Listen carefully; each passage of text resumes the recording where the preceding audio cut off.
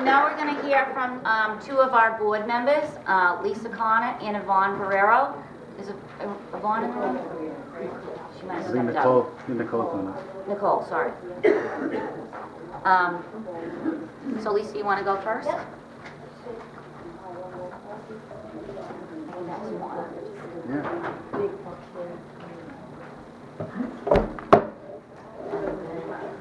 So, Okay. see the mark right there? Yep. Okay.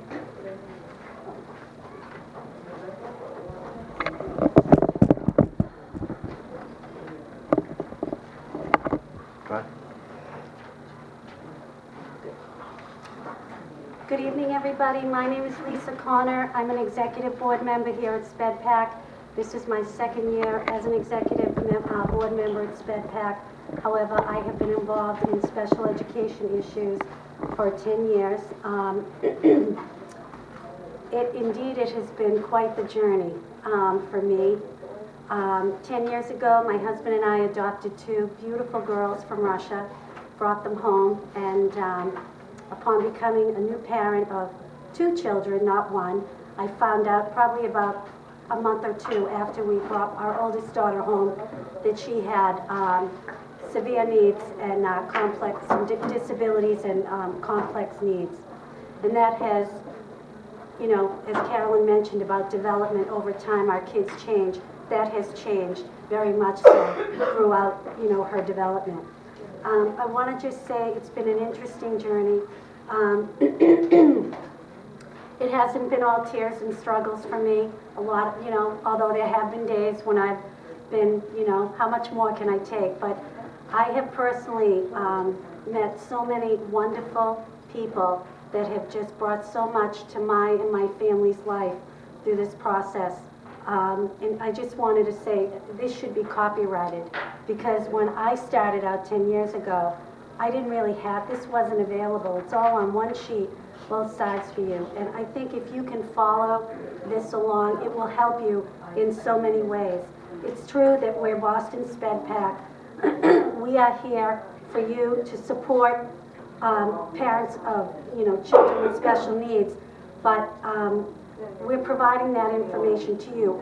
A major role of ours is really to help you to advocate for your child, because as Carolyn said, no one knows better than you, the parent. This is a wonderful document. I would say, in addition to what Carolyn said, and she alluded to it in different terms, that we didn't have an advocate. So what I would say is a huge thing, and really helped me as a parent tremendously, was to network. Learn how to network with other parents. They are definitely going to be able to give you, they've had experience, they know, you know, they might know more than you know, or you might be able to share something with them. And then you develop a relationship with them. I can't tell you how many people along this journey have just helped me in so many ways, just to help go through this process and to be able to deal with it, you know, emotionally, in so many ways. I could just go on and on about that. But, you know, so networking, key with other parents, with service providers. I know my daughter, Paulina, she's got a lot of complex needs. She's 12 years old. She's now in her 4th school, and I'm hoping that 4th time is going to be a charm for her. You know, along this journey, we have like a huge amount of service providers, clinicians. We've had people at home. It's just been constant, and while that has been overwhelming sometimes, it's really helped to be organized, have all that information at our fingertips. And in many cases, you know, as a parent, I've been the one to really, you know, I see all of her people, so I'm kind of the person who connects everybody to Paulina, so I've kind of become the expert. Not only the advocate, but the expert, because I know Paulina, you know, better than anyone, even better than my husband, Sean.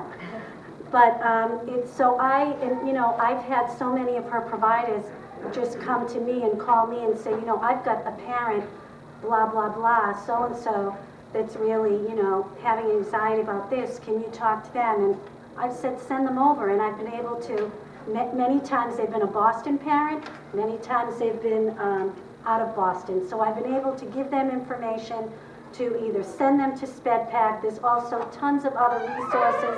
I mean, we have the internet, we have so much at our fingertips. The Federation for Children with Family Services has all kinds of different online stuff that's available. So service providers, your doctors, any therapists, I mean, you're getting information from them, but they're also getting information from you because you're giving the most up-to-date information about your child that they're not going to see. And that's going to help integrate into their plan. I'll give you an example. My daughter Paulina has a seizure disorder. So I'm able to really document her episodes, talk about what, type, the duration, this and that, and look at changes in her, her development, and be able to really pinpoint. So when it comes time for her epilepsy doctor to look, do we need a med change or something like that? It's been very, very helpful. And having an organized book, which I brought her book right here. I'm Catholic, so I call it the Old and New Testament. And it's just organized by, Boston Public Schools, medical reports, seizures, whatever are the big pertinent general categories for your child. It helps, it's like my Bible. It helps me to be so organized. If I'm preparing for a meeting, I go right to that and I know, okay, it's BPS or it's medical, and I go right to it, and there it is. It's right there. And I don't have to, look through in a mass of papers. But in addition to service providers, I would also say, and you're going to have this wonderful opportunity tonight to meet people that are running for city councilors at large tonight. I personally, and I speak from my own opinion, have had the very good fortune to have had so much help from our local city councilor. His name is John Conley. John has worked in, he's been, and all city councilors for that matter. They work in with City Hall, they work in the mayor's office. They have resources to services for our kids, and they're kind of the go-to people. If I had an issue, I could call John or I could call Matt O'Malley, and things would be great. They understood it. So I would urge you, if you have issues, they're here tonight to talk to them, see how much they know about special education, and maybe talk to them about your issues are, to help educate them. It's very, very important because they're working for us. We are their constituents. And I will tell you that in Boston Public Schools alone, there are over 10,000 children on just IEPs. That's not including 504s. I have another daughter on a 504 plan. She has ADHD. I think 504s are more for children with health disabilities or it's an accommodation plan. So, that's a lot of kids and a lot of constituents. So I would urge you to, network with your counselors and ask them about issues about special education because they're very, very important issues. Again, it's been a long journey. My daughter is 12 and she's been in 4 schools, but I mean today I took her for a PT appointment and, she told me about something exciting in her life. She's come such a long way and I've been able to measure that through my books, through networking with other parents and just to really, be able to see the progress and share it with all of these people who I love very much. They're like my family. And I don't know where I'd be. And I, in turn, have been happy to share what I know and what I can give to other people. Because if it can help people not have to go through what I went through, then I feel like, wow, I've really done something great. So that's pretty much it. If you have any questions, please come and see me. I'll be here, and you can take a look at my book. I'm sorry, John.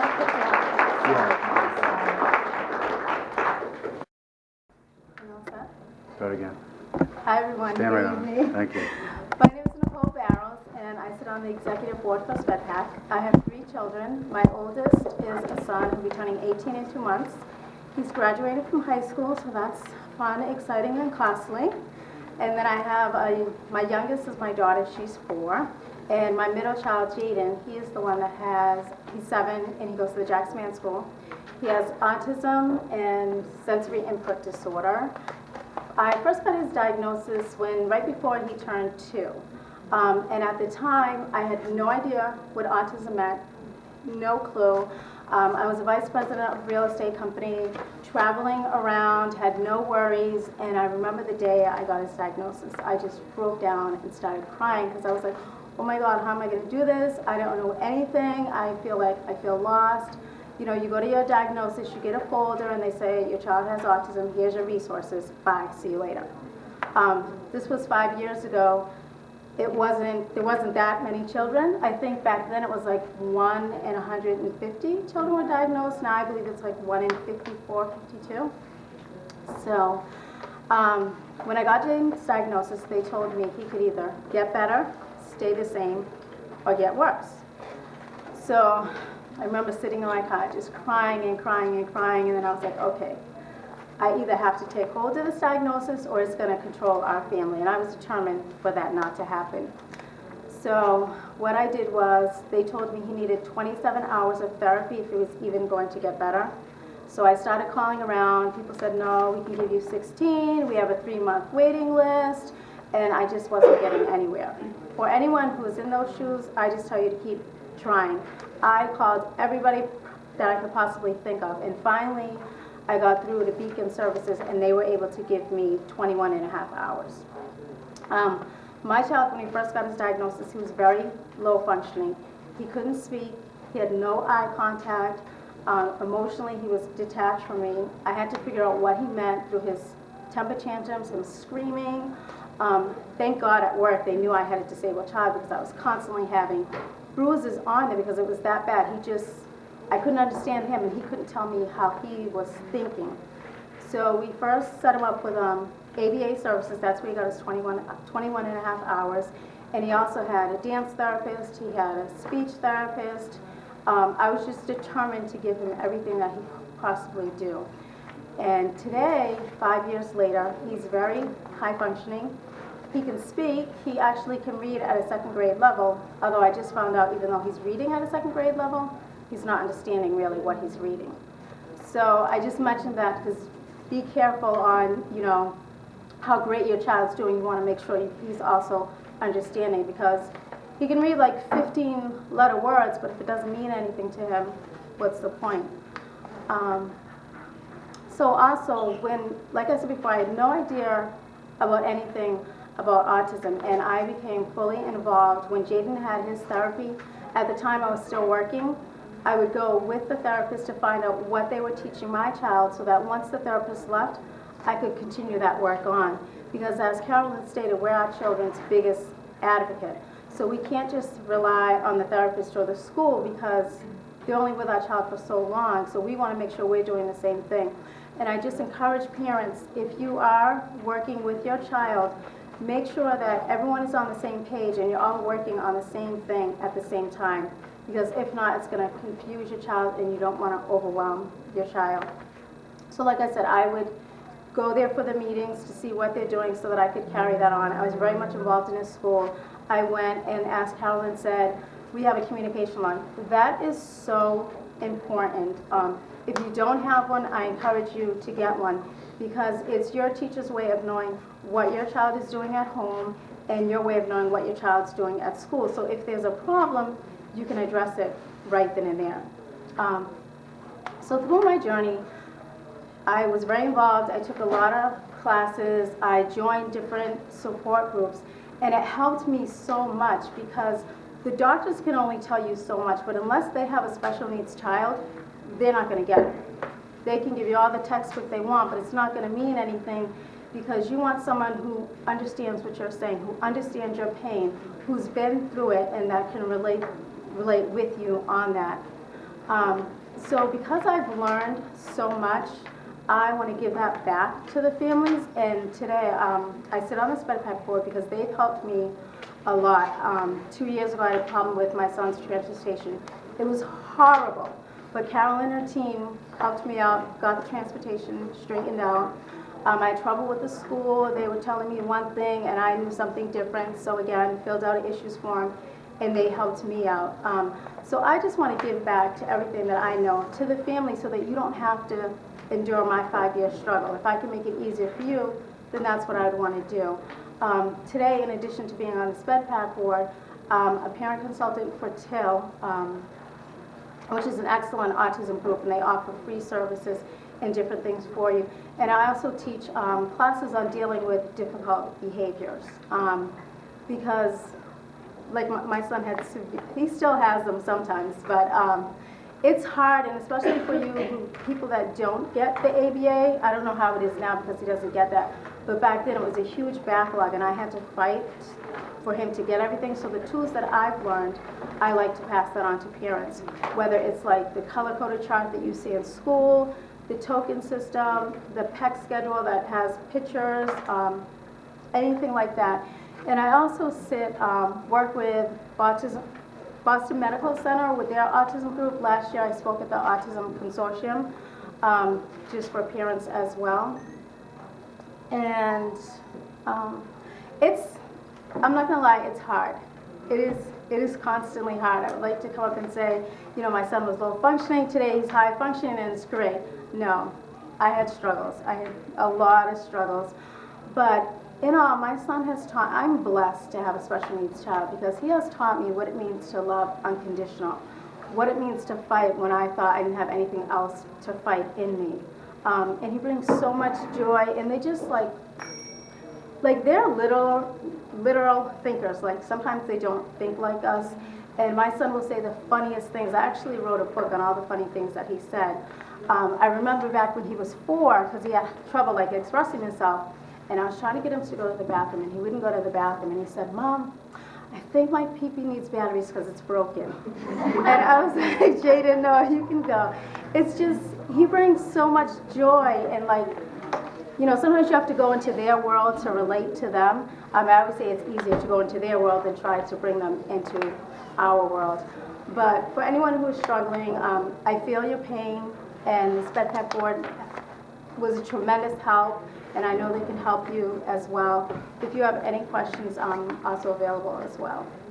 Thank you.